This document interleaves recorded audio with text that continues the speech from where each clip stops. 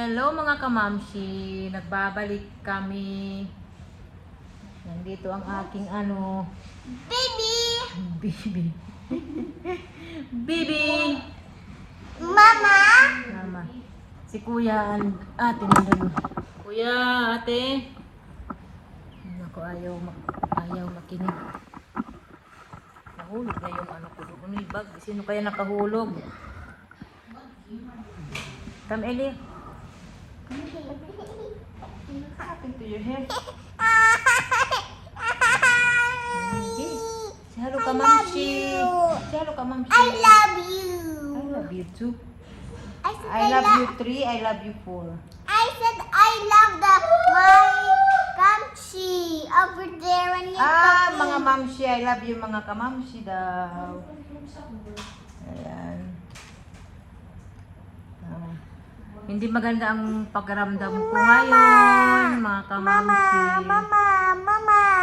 Ang bigat ng Mama! ang bigat ng ulo ko.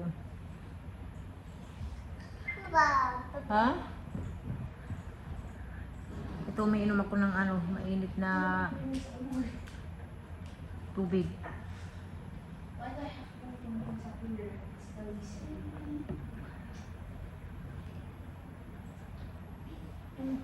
Tapos may sinisipon ako pero hindi naman grabe na nasipon.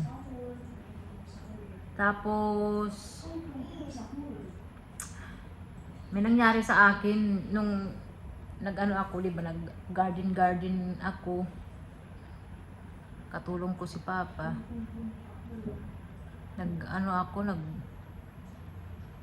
Nag-panic attack ako.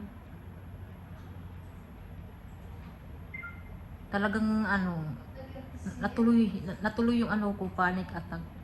Kasi matagal na rin akong hindi nagkakaroon ng panic attack eh. Kasi nakokontrol ko siya. Pero nung isang araw, kailan ba yun? Wednesday, bago magbagyo.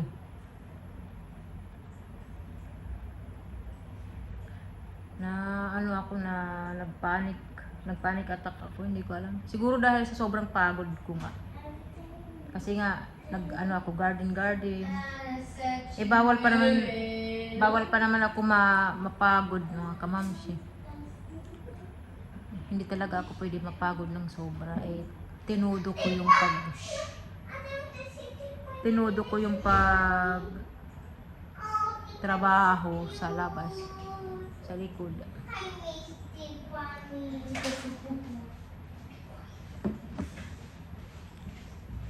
Kaya ito ngayon,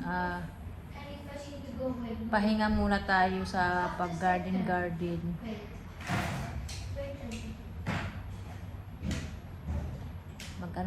Magpahinga ulit para lumakas ang ating katawan. Matigas din kasi ang ulo ko. Kapag ako pahinga, pag feeling ko na okay na yung pakiramdam ko, gagawa na naman ako ng mga dito sa bahay, trabaho, ayan, maglinis, mag-garden nga. Gusto ko kasi mag-garden sa likod, ng mga halaman, magtanim. Kasi iba sa pakiramdam ko, maganda ba? Pero kailangan hindi sobra din.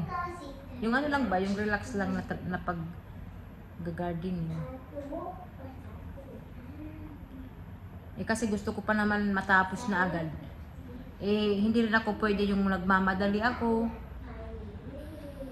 Hindi pwede yung minamadali ko lahat kasi yung mind ko ba. Napupuno. Hoy bata, wag mag-stop siya. Ito masakit yung ulo ko ngayon, mabigat. Eli, natumba. Eli, wag. Si mami, nagbablog, come here. Bigat ng ko ng ulo ko talaga. Tapos naambunan pa ako. Yan? At saka may nabasa ako sa comment section na nangungumusta dito sa amin sa Tacloban kasi nga 'di ba nagkaroon ng bagyo. Ano ba 'yun na bagyo? Opong. Bagyong Opong ba 'yun mga kamamsi? Grabe. Ang lakas ng hangin. Yung hangin yung yung problema, yung ulan hindi eh. Okay lang. Yung hangin talagang malakas. Hindi ako nakatulog kasi nga iniisip ko yung mga kwarto ng mga bata kasi 'di ba salamin baka mabasag. Dapat pala nilagyan ko ng mga yun, packing tape or 'di ba may nilalagay sa mga salamin. Hindi ako handa. Next time pag magkaroon ulit ng bagyo, gagawin ko na 'yan kasi hindi ako nakatulog sa kakaisip. Tapos yung bintana pa namin sa kwarto namin, yung isa yung nasa likod. Yun luma yun na sliding window. Luma yun, hindi yun maganda. Hoy, wag mag-away. Palagi yan tumutunog pag humahangin ng malakas. Grabe ang niya, ingay. Si Olivia natatakot kasi pumunta si Olivia sa amin. Natatakot si Olivia. Si Ellie din umiiyak. Pero naman, kumalma naman yung weather nung mga madaling araw, pero nagtagal din siya. Siguro mga alas 4 ng madaling araw, medyo umuki yung weather. Kumalma. Hoy, Ellie, Olivia.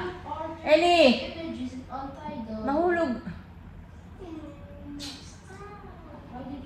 So ayan, okay naman kami mga kamamsi dito sa Tacloban. Wala namang masyadong mga damage, ganyan. Sa likod lang namin may natumba na aratilis. Tapos nung pagka kinabukasan na, kumalma naman yung panahon.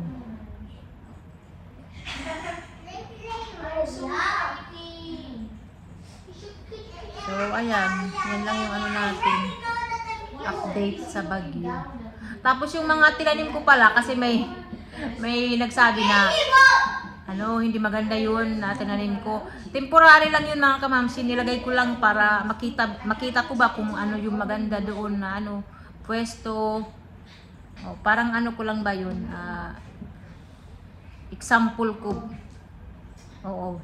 Nilagay ko lang yun. Alam ko na hindi maganda yung isang halaman doon. Example ko lang yun. Pero, bibili din ako ng maganda.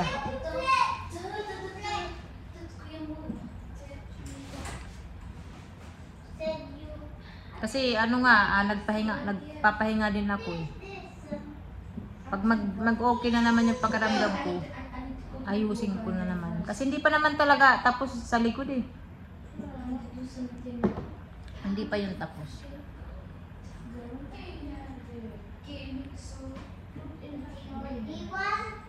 Tapos, yung mga bata, di ba nag-order kami sa kanila ng yung costume nila sa Shopee. Sa Wednesday pa nila gagamit yun. Tuloy na tuloy. Akala ko nga mapopospon kasi nga wala silang pasok Huwebes tsaka Biyernes dahil nasa bagyo. Okay naman, tuloy pa rin. Tuloy na tuloy kasi wala nang bagyo.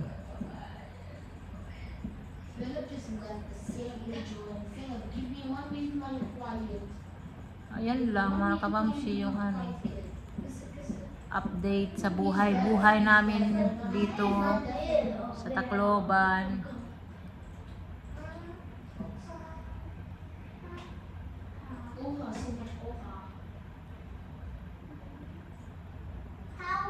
Feeling ko parang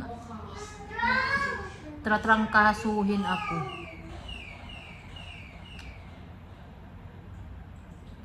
Kasi Nung hindi pa nagkakaroon ng bagyo, mainit.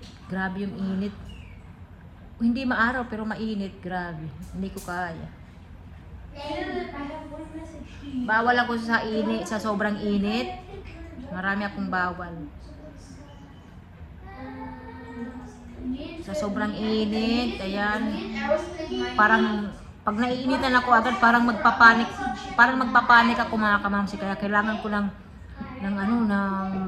mahangin or aircon, ganyan. Tapos, bawal ako ng matagalan na pagtayo. Tapos yung upo tayo, bawal din ako. Ayoko ng ganyan.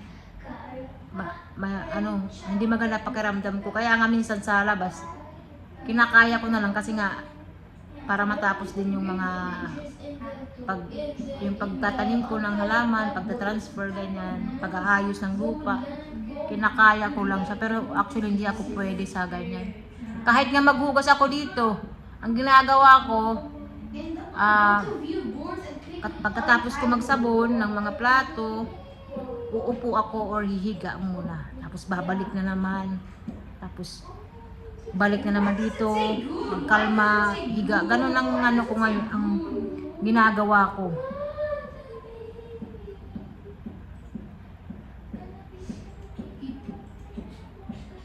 Pag hindi ko kaya, umuupo ako. Yung lang talaga, yung sa gardening ko, na talaga ako na sobrahan. Pinagpapawisan ako, grabe. Nung nagpanic attack ako, grabe yung pawis ko. Ang lamig ng pawis ko noon, Diyos ko. Nangihina yung mga paa ko. Mabuti na lang na nandito si Papa, nagpamasahe ako. Ayun, medyo naging okay yung pakiramdam ko talaga.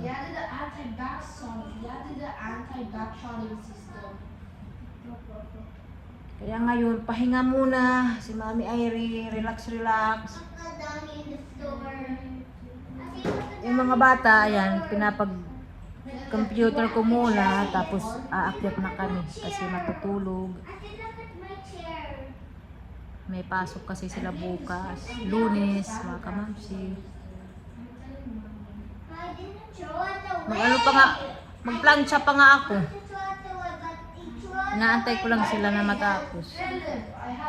Magplansya ako ng kanilang uniform.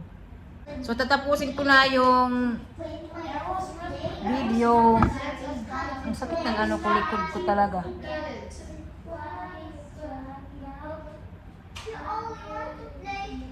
Alam nyo kasi mga kamamsi, kung wala din naman akong ginagawa, hindi ko gusto ba. Alam ko kailangan kong magpahinga, pero pag nasosobrahan din naman ako sa upo, higa, hindi rin maganda yung pakiramdam ko. Kaya kailangan ko rin maggalaw-galaw, ganyan.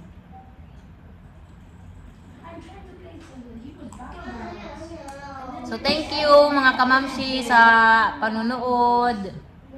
In-update ko lang kayo kung ano yung namin ngayon. Buhay-buhay. Ako ito may nararamdaman sa katawan. Konting pahinga. Naging okay rin ako. So thank you. See you sa next video. Ellie, bye-bye na. Bye-bye. Ay, no, come here. Bye-bye na ka, Ma'am Shio. Bye-bye. Kami. Ala, lalo na naman ang buhok mo. Diyos ko, inaayos ko na nga. Ayan. Kuya, ate, bye-bye. Uy. Bye-bye.